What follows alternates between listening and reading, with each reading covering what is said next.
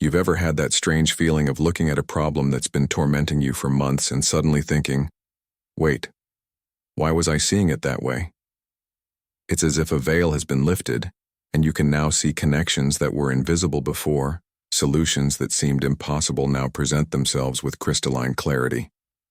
You catch yourself questioning your own certainties, testing the mental structures you always considered solid, and you realize that something fundamental has changed in the way your brain processes reality. It's not just learning something new, it's different from that. It's feeling that the very mechanism of thinking is reorganizing itself, as if you've climbed an invisible step on a ladder you didn't even know existed. But along with that sensation comes paralyzing uncertainty. You question whether you're really evolving or just confusing yourself more. Your friends and family still think the old way and you feel isolated, as if you're speaking a language that no one else understands. At work, you propose innovative solutions and are met with blank stares or resistance.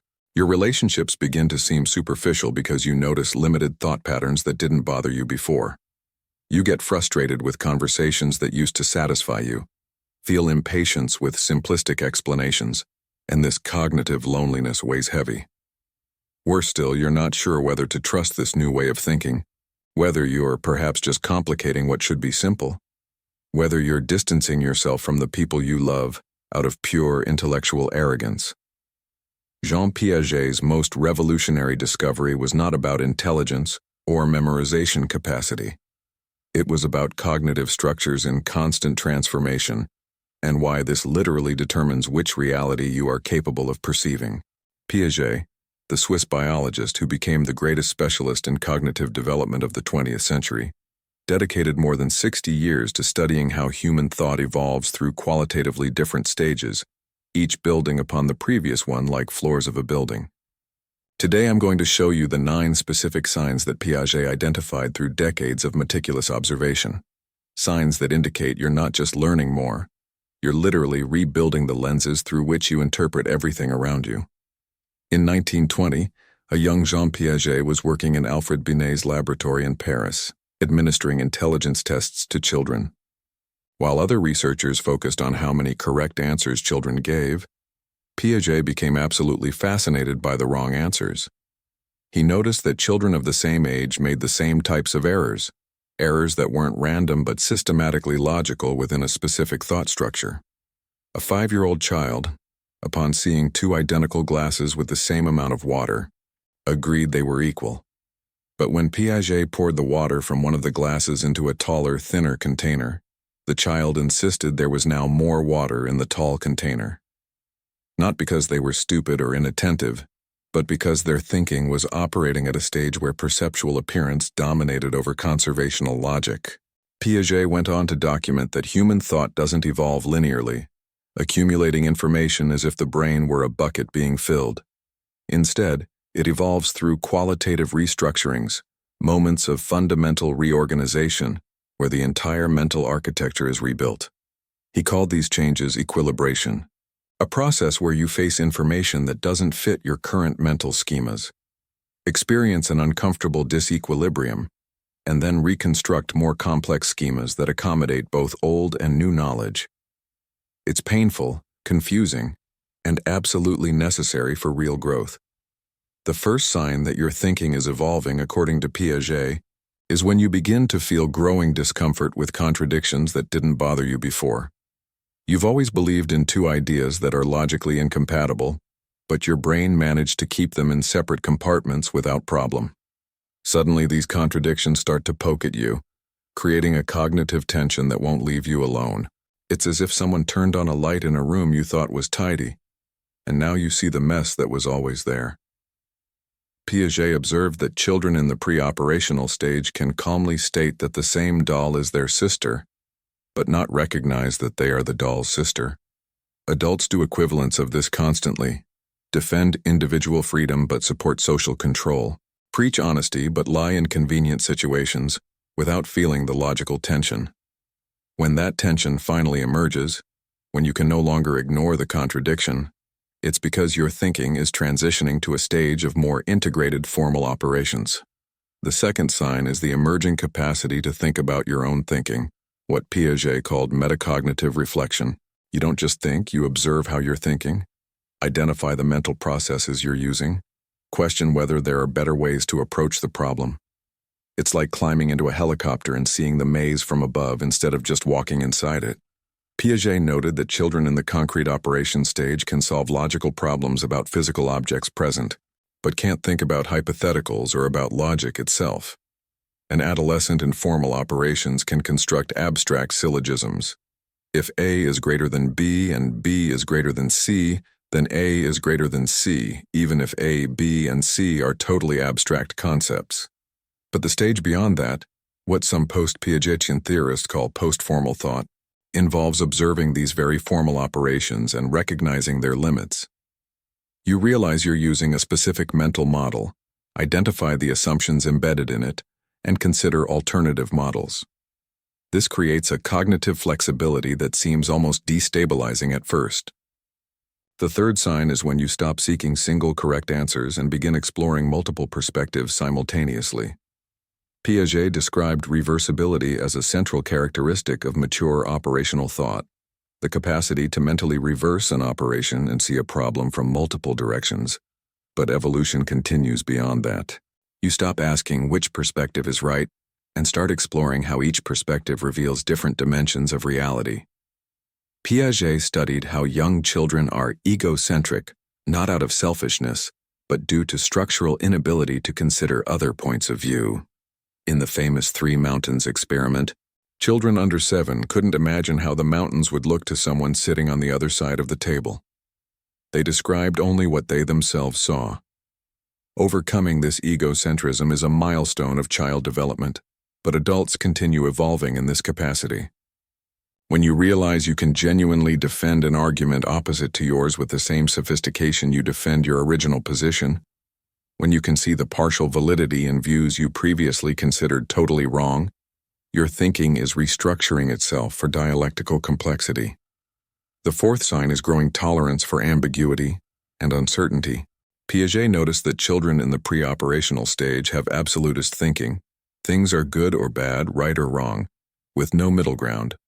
As thinking evolves to concrete and then formal operations, nuances emerge. But true adult cognitive evolution involves embracing the fundamental uncertainty of many complex questions. You stop feeling threatened by not knowing the answer and start getting curious about the complexity. Where before you needed definitive conclusions to feel secure, now you can sit with unresolved questions and explore them without anxiety. Piaget himself demonstrated this in his genetic epistemology, recognizing that knowledge construction is never complete, always provisional, always open to reconstruction. When you find yourself saying more often, "That's an interesting question," rather than rushing to provide an answer, when you can hold contradictory evidence in mind without forcing premature resolution, your cognitive structures are expanding to accommodate higher-order thinking. The fifth sign manifests as increasing awareness of how context shapes meaning and truth. Piaget's research on conservation showed how children gradually understand that quantity remains constant, despite changes in appearance. But mature thinking goes further, recognizing that truth itself is often context-dependent without falling into complete relativism. You understand that what works in one situation may not work in another, that moral principles need to be applied with wisdom rather than rigidity, that effective communication requires adapting to your audience's schemas. Piaget observed this in his later work on formal operations, noting that adolescents often become idealistic and absolutist when they first gain abstract thinking capacity, believing universal principles should apply identically everywhere. True cognitive maturity involves recognizing both universal patterns and contextual variations, holding them in dynamic tension. When you catch yourself automatically considering, "What's the context here?" before forming judgments, when you recognize that your understanding is always filtered through your own developmental history and cultural frameworks, you're demonstrating advanced cognitive flexibility. Look, I know how isolating it can feel when you're experiencing these cognitive shifts, and the people around you aren't. You start noticing patterns others don't see, making connections that seem obvious to you but invisible to them, and you wonder if you're going crazy or if they're just not there yet. Have you ever felt completely alone in understanding something? Like you're speaking a different language even though you're using the same words as everyone else? I know what that's like.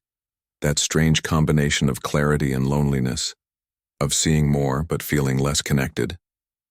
If this resonates with you, leave a simple comment. I see the patterns now. Your experience might be exactly what someone needs to read today to feel less alone. You have more healing power than you imagine. The sixth sign is what Piaget would recognize as decentering, taken to its logical conclusion. The ability to hold your own perspective as one valid viewpoint among many, without either privileging it absolutely or dismissing it entirely. This is incredibly difficult because it requires simultaneously honoring your subjective experience and recognizing its limitations. Piaget's work showed that young children assume everyone sees what they see, knows what they know. Overcoming this is developmental achievement, but many adults swing too far in the opposite direction, becoming so relativistic that they can't commit to any position. Advanced cognitive development involves what might be called coordinated relativism, recognizing the situatedness of all knowledge, including your own, while still being able to make reasoned judgments and commitments.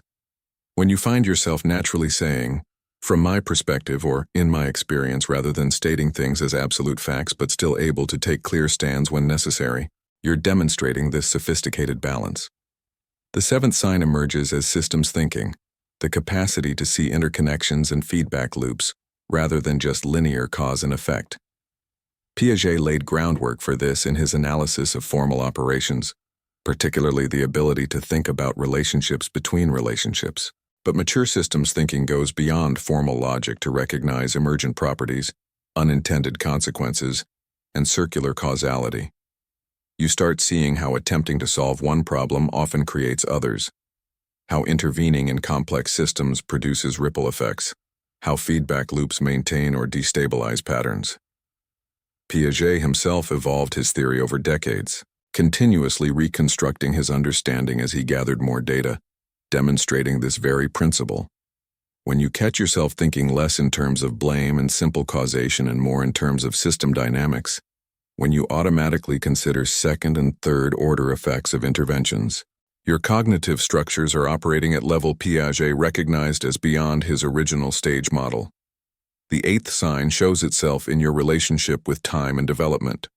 Piaget was fundamentally a developmental thinker, understanding that what matters is not just current state but trajectory and process.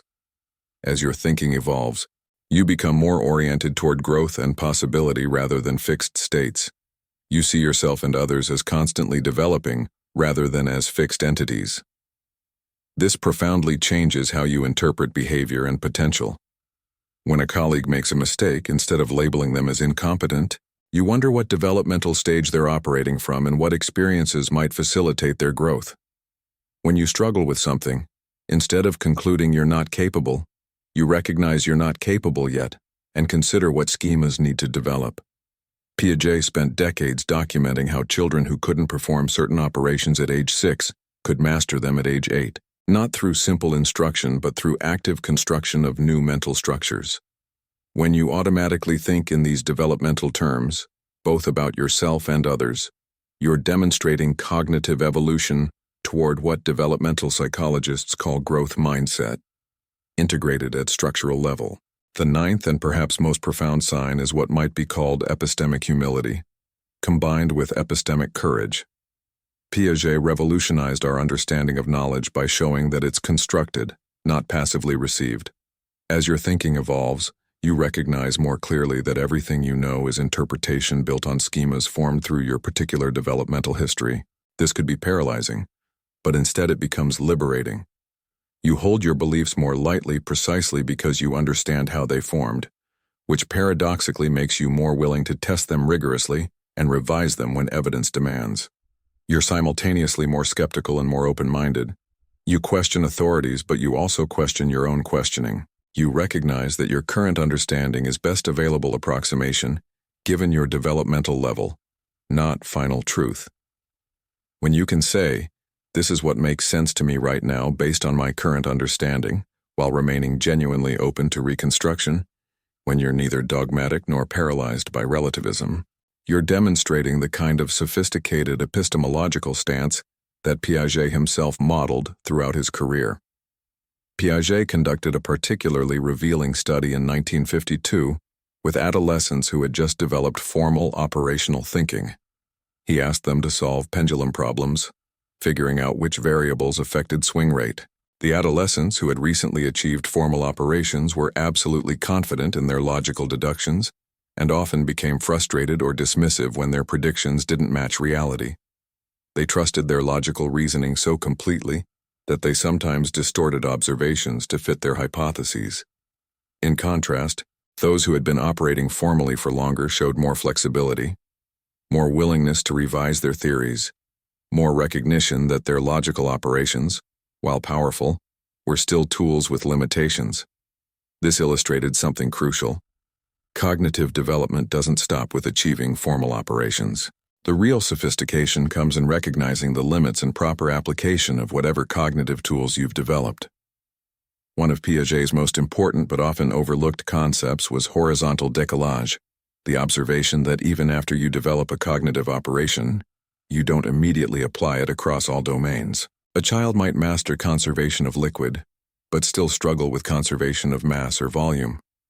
An adult might think systemically about their professional work, but remain stubbornly linear in understanding personal relationships. Recognizing where you're still operating from less developed schemas, where you haven't yet transferred your most sophisticated thinking, is itself a sign of advancing cognition.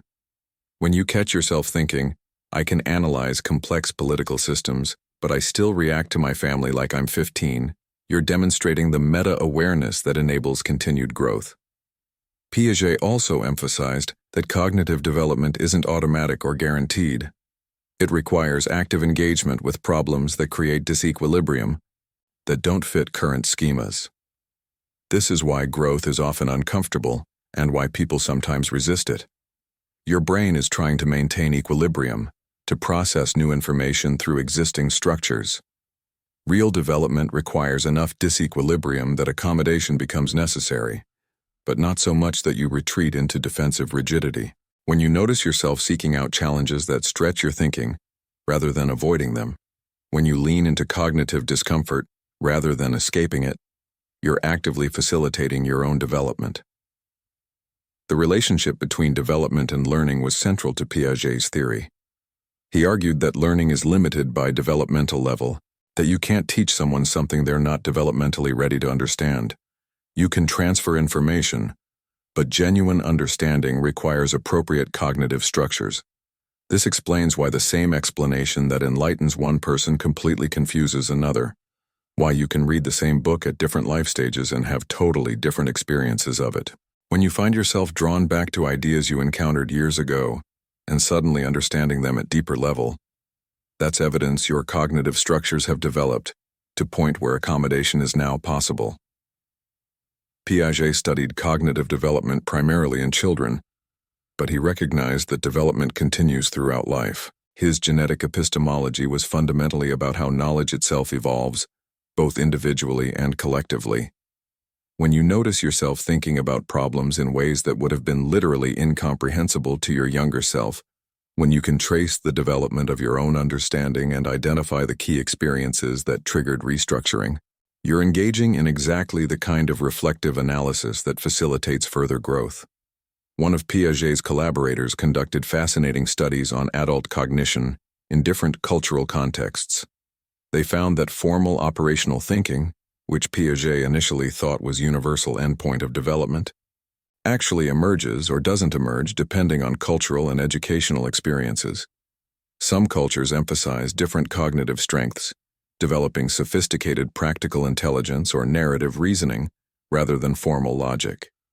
This expanded understanding of cognitive development recognizes that there are multiple pathways to cognitive maturity, not one universal sequence. When you can appreciate different types of intelligence and different developmental trajectories without hierarchically ranking them, when you recognize that your way of thinking is one possibility among many, you're demonstrating advanced cognitive flexibility. The transformation Piaget described from the early studies with Binet's test to his comprehensive theory took decades. He interviewed thousands of children, observed his own 3 children meticulously, constructed and reconstructed his theory multiple times. He modeled exactly the process he was describing, actively accommodating new data even when it required revising fundamental assumptions. In his later work, he acknowledged limitations in his early theory, recognized cultural biases, expanded his understanding of how social interaction facilitates development. This intellectual humility combined with persistent inquiry exemplified the cognitive sophistication he spent his life studying. Your thinking is evolving when learning feels different, not like absorbing information, but like reconstructing understanding. When you read something that challenges your worldview and instead of immediately defending or dismissing, you feel that distinctive disequilibrium that signals possible growth. When conversations leave you questioning assumptions you didn't even know you had. When you notice yourself thinking in ways that surprise you, as if you're observing your own mind develop new capacities. This is not a comfortable process. Piaget emphasized that equilibration involves disruption before reconstruction. The confusion you feel when your old ways of thinking stop working isn't failure. It's the necessary precondition for development. What Piaget discovered matters profoundly because it means intelligence isn't fixed. Thinking isn't static. Understanding isn't final. Every cognitive structure you have is potentially provisional, open to reconstruction, capable of development. The way you think right now, no matter how sophisticated, is not the limit. When you recognize these 9 signs in your experience, when you identify the disequilibrium and the restructuring, when you consciously engage with challenges that stretch your cognitive capacity, you're not just learning new things, you're becoming capable of thinking in new ways. You're constructing new mental lenses that reveal dimensions of reality previously invisible to you. This is a lonely journey sometimes because cognitive development is an individual process. No one can think your way into new schemas for you. But recognizing these signs helps because you understand you're not confused or lost, you're developing. The discomfort is not problem to solve, but process to trust. The contradictions aren't failures of logic, but invitations to reconstruction. The uncertainty isn't weakness, but doorway to more sophisticated understanding. Everything Piaget spent 60 years documenting points to one liberating truth. Your mind is not finished, your thinking is not fixed, and the very structures through which you understand everything are capable of transformation you can't fully imagine from where you are now. If you've recognized yourself in these signs, if you've felt that distinctive cognitive restlessness that signals development and progress, you're exactly where you need to be. This journey of cognitive evolution isn't one you have to take alone. Every week here we explore these deeper patterns of human development, the insights from developmental psychology that help make sense of your experience, the understanding that validates what you're going through while illuminating the path forward. You've found your people here, others who see the patterns, who embrace the complexity, who understand that growing in how you think is both challenging and profoundly worthwhile. Join us by clicking the subscribe button. This is just the beginning of discovering what your mind is capable of becoming. Together, we're exploring the cutting edge of human cognitive potential, and every insight here is designed to facilitate your continued development. Continue discovering with us. The research Piaget conducted on moral development shows similar patterns to cognitive development. Young children see rules as absolute and unchangeable, handed down by authorities. They judge actions entirely by consequences, not intentions. A child who breaks 10 cups accidentally is worse than one who breaks 1 cup while stealing. As thinking develops, morality becomes more nuanced. Rules are seen as social agreements that can be negotiated. Intentions matter more than outcomes. Eventually, mature moral thinking involves principled reasoning that can even critique existing rules based on deeper values. If you're finding yourself questioning moral absolutes you once held, not because you're becoming immoral, but because you're recognizing complexity, that's evidence of cognitive development in ethical domain. Understanding how Piaget analyzed this progression can help you make sense of your own moral evolution. Piaget's concept of active construction is perhaps his most misunderstood contribution. Many people think it simply means hands-on learning or discovery methods in education, but it goes far deeper than that. What Piaget discovered is that you cannot passively receive understanding. Every piece of knowledge you genuinely possess, you constructed yourself through interaction with your environment and active mental reorganization. A teacher can present information, But unless you actively work to fit that information into your existing schemas, either through assimilation where it fits comfortably or accommodation where you must rebuild your schemas to incorporate it, no real learning occurs. This is why you can sit through explanations that wash over you without comprehension, then suddenly understand when you wrestle with the problem yourself. The wrestling is not incidental to learning. It is learning. When you notice yourself no longer wanting pre-digested answers but craving the struggle of figuring things out, when you're drawn to problems that resist easy solution, you're aligning with the fundamental mechanism of cognitive development. The social dimension of cognitive development emerged more prominently in Piaget's later work and in the work of those who built on his foundation. While Piaget emphasized individual construction, he recognized that social interaction creates particularly powerful disequilibrium. When you encounter someone who thinks differently, who challenges your perspective not through superior authority, but through genuine alternative understanding, it forces cognitive work that solitary reflection rarely achieves. The best conversations aren't those where everyone agrees or where one person convinces another, but those where multiple perspectives create productive tension that leaves everyone's thinking reconstructed. Piaget observed children working on problems together, noting how their debates and negotiations forced them to decenter, to articulate their reasoning, to consider alternatives. This is why isolation can stunt cognitive development, while diverse intellectual community accelerates it. When you seek out people who think differently not to argue them down, but to understand their cognitive structures, when disagreement energizes rather than threatens you, you're creating conditions for your own continued development. Piaget conducted fascinating research on how children understand causality, tracing development from magical thinking through mechanistic understanding to sophisticated probabilistic and systems-based reasoning.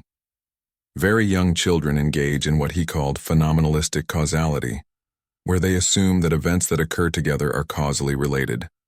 The sun rises because the rooster crows. They progress to animistic thinking where inanimate objects have intentions. The ball rolled away because it wanted to. Gradually, they develop mechanical understanding of physical causation, then eventually abstract understanding of multiple causation, probabilistic relationships, and systemic effects. But many adults never fully complete this progression in certain domains. You might think mechanistically about physical systems while maintaining essentially magical thinking about relationships, health, or success. When you catch yourself assuming single causes for complex outcomes, when you're surprised that trying harder doesn't automatically produce better results, when you expect linear relationships between effort and reward, you're revealing areas where your causal reasoning is still developing. Advanced cognitive development involves recognizing different types of causation, understanding emergence and complexity, accepting that some outcomes are probabilistic rather than deterministic, and being comfortable with causal ambiguity. One of Piaget's most elegant demonstrations involved showing children a bead-rolling apparatus where beads would roll down different paths and emerge from different exits. Young children predicted outcomes based on desire or recent patterns. Concrete operational children could trace individual paths logically. Formal operational adolescents could systematically test variables and construct general rules. But the most sophisticated thinkers recognized the limits of their predictions, understood how small variations in initial conditions could produce different outcomes, and held their models as useful approximations rather than perfect descriptions. This progression from certainty through systematic analysis to sophisticated uncertainty mirrors the cognitive journey many adults continue throughout their lives. When scientific understanding makes you more humble rather than more certain, when expertise makes you more aware of what you don't know, you're demonstrating cognitive maturity that goes beyond formal operations. The role of language in cognitive development was something Piaget explored extensively, particularly in contrast with Vygotsky, who emphasized language's role more strongly. Piaget argued that thought precedes language, that cognitive structures develop first and language follows, allowing increasingly sophisticated expression and communication of existing thoughts. But he also recognized that language, once developed, becomes tool that facilitates further cognitive development. When you acquire new conceptual vocabulary, it's not just labeling existing thoughts, it's enabling new distinctions and relationships. Learning terms like metacognition, schema, or equilibration doesn't just give you ways to describe your experience. It gives you mental tools to analyze and direct your own development. This is why reading developmental psychology can itself be developmental experience, why understanding Piaget's theory can help you notice and facilitate your own cognitive evolution. When you find that acquiring new conceptual frameworks fundamentally changes how you experience reality, when vocabulary expansion feels like consciousness expansion, you're experiencing the reciprocal relationship between language and thought that Piaget documented. Piaget also studied temporal reasoning, how understanding of time develops. Young children live almost entirely in the present, with very limited capacity to mentally represent past or future. They gradually develop ability to order events sequentially, then to understand duration, then to coordinate multiple time frames, eventually developing sophisticated temporal perspective that can consider historical development, imagine alternative futures, and recognize how past shapes present which shapes future. But temporal reasoning continues developing throughout adulthood. Some people remain cognitively stuck in extended present, unable to connect current actions to long-term consequences, struggling to learn from past patterns. Others develop increasingly sophisticated temporal integration, seeing their lives as developmental narratives, understanding how small actions compound over time, holding past, present, future in dynamic relationship. When you find yourself naturally considering how your present self relates to your past selves and future potential, when you can simultaneously honor where you've been and orient toward where you're going, you're demonstrating advanced temporal cognition. The concept of object permanence that Piaget discovered in infants, understanding that objects continue to exist even when not perceived, has profound extensions in adult cognition. Do you maintain stable sense of people when they're not present? Or do out of sight mean out of mind? Do you hold consistent understanding of yourself across contexts? Or do you fragment into disconnected versions depending on situation? Can you maintain commitment to values and goals when they're not immediately rewarded? Or do you need constant reinforcement? These are adult versions of object permanence challenges. Mature cognition involves what might be called conceptual permanence, maintaining coherent frameworks even when not actively thinking about them, holding stable sense of identity and purpose across varied experiences, trusting in relationships and principles even through periods of doubt. When you notice yourself maintaining steadier sense of self and others across time and circumstances, you're demonstrating cognitive stability that is developmental achievement. Piaget emphasized that at each stage of development, thinking is qualitatively different, not just quantitatively more. A child in concrete operations isn't thinking less than an adolescent in formal operations. They're thinking differently, using different cognitive structures. Similarly, as adult cognition develops beyond formal operations into what various theorists have called post-formal, dialectical, or integral thinking, you're not just thinking more, you're thinking with fundamentally different structures. You're capable of holding paradoxes that earlier structures had to resolve, seeing validity in contradictions, operating comfortably with complexity that would have paralyzed earlier versions of yourself. This isn't about intelligence in the traditional sense. It's about the architecture of your thinking. When you look back at how you thought 5 or 10 years ago and feel almost like you're observing a different person, not because you were stupid then, but because your cognitive structures have genuinely reorganized, you're recognizing the qualitative shifts Piaget spent his life documenting. The implications of Piaget's work extend far beyond individual development into understanding cultural evolution, scientific progress, and collective human development.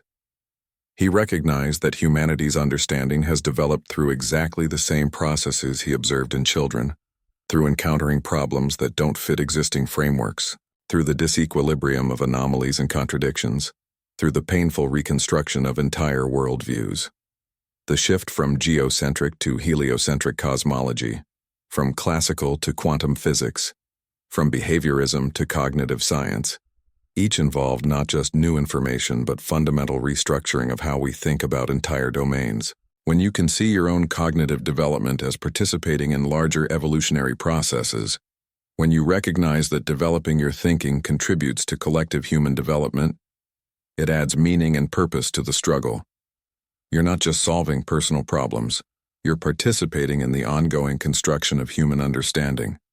Your cognitive evolution right now, evidenced by these 9 signs, is not random or accidental. It's the natural result of your brain doing what brains do when given sufficient challenge and support, constructing increasingly sophisticated structures to make sense of increasingly complex experience. Piaget showed that this process never has to stop, that human cognition is capable of continued development throughout the lifespan.